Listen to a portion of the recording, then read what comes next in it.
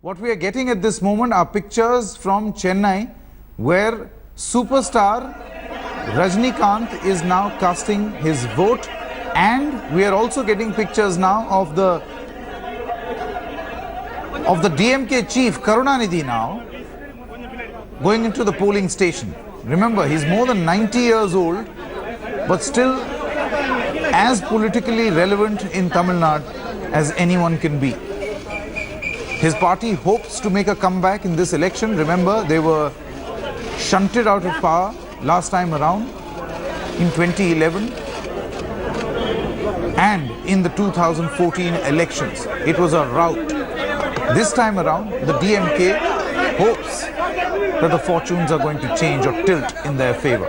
And on the right hand side, as we've been showing you, among the early risers, among the first of the block, Rajnikant, the superstar, left his house, has reached a polling station, has cast his vote also, and now is moving out. We'll be interested to see what he actually says. But while leaving his house, Rajnikant did mention that, in fact, he did not mention anything on the biggest story emerging from Tamil Nadu, that is the seizure of cash. 100 crore, more than 100 crore rupees cash that has been recovered from various candidates.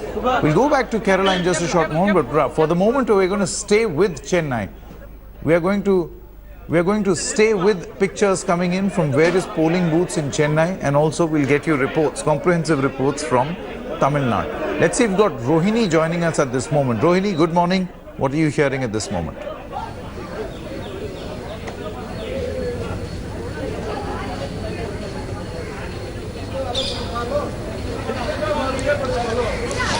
Well, very good morning, and it's been a different contest, especially in Tamil Nadu this time, Sanket, because it is never in the history of Tamil Nadu have we seen such a multi-cornered contest. And when we just spoke to superstar Rajnikant before he cast his vote, when he left his house, he said it's a different election. So it's not just him, but everybody on the field feels the same, because what the point remains that this time it is a very tough fight, because one, we have the Chief Minister, Jayalalitha, trying to retain her seat. We have Mr. Karunanidhi from the DMK, along with his son, Mr. M.K. Stalin, trying to see if they can find and they can reach out to the people. And this time, the way they did in terms of social media and the connect they did was completely different. The flavor was absolutely something that Tamil Nadu had not seen before. And also, Vijay Kanth, the DMDK, going around, and there are videos that are being shot and talked about how people should cast their vote. But what is important also this time is the power of money that we have seen, Sanket, because we're talking about close to around 105 crores that was seized. The Election Commission did return some money, but how money power played a very important role, that for the first time again we've seen two constituencies, Avalakuruchi in Karur district and Tanjavur, where polling won't take place today, it will take place on 23rd.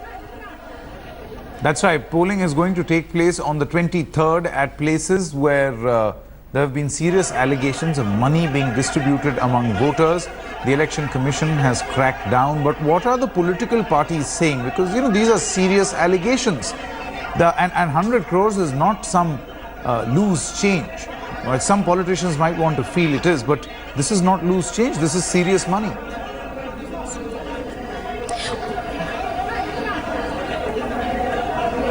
Well, absolutely, because this kind of money has never been seen in a particular state, especially for elections. Political parties are the very ones we have seen also who have been looking at possibly spending this kind of money.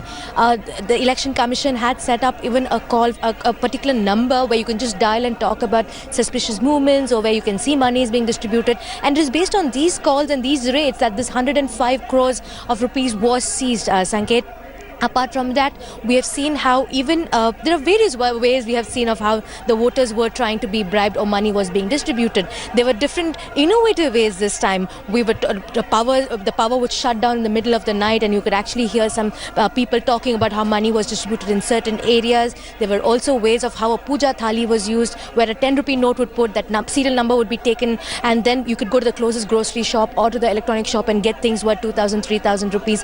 Various ways because it was almost for note for vote this time, and that is why the Election Commission also went ahead and campaigned saying say no to note for vote.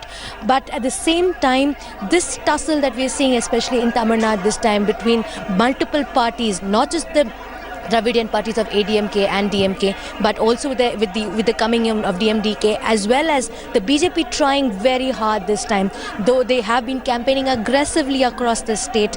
Where all this multi-cornered contest is definitely keeping people, especially the voters, on their toes, because they're quite confused as to who they should vote for. But they are all, when we went on the streets, Sanket, they were saying they want to vote for difference. They want to vote for the government that delivers, because end of the day, that's what people want. They want a government that listens to them and that delivers to them. No, but at the same time, let me also bring a point in, Sanket, that the Election Commission had definitely asked for explanation from the DMK as well as the ADMK on the manifestos they had talked about and how they're going to raise the money for that.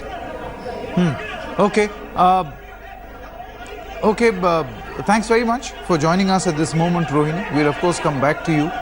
You were telling us about the manifesto also, but it's interesting that people want to vote for change, and it will be interesting to know whether that change is the incumbent or that change is going to bring in a new government or a new alliance in power in Tamil Nadu. Tamil Nadu as well as Kerala continues to be our top focus all through this morning.